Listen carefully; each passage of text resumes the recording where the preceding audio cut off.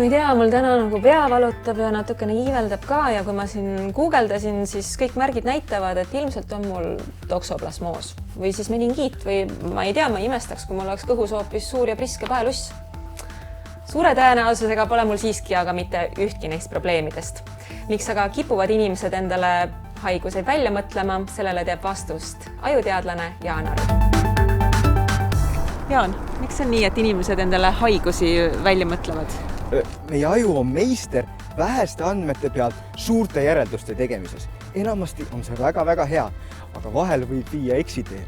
Näiteks, kui te leiate endal mingisuguse haiguse sümptomi, siis te teete kohe järelduse, et teil ongi see haigus. Asi on veel hullem, nimelt aju siis leiab ka kõik teised sümptomid teie käest, sest aju oskab niimoodi väga selektiivselt neid leida.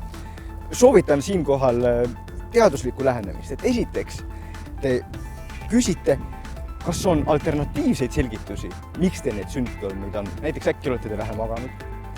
Teiseks, et te vaatate, kas on ka sümptomeid, mis on vastuolus selle haiguspildiga. Ja kolmandaks, enne kui lähete arsti juurde, rääkige oma sõpradega, oma sugulastega. Ja kui teie olete see sõber või sugulane, siis muidugi olge sõbralik, aga olge ka natuke kriitiline. Teadke, et aju mõtleb asju välja.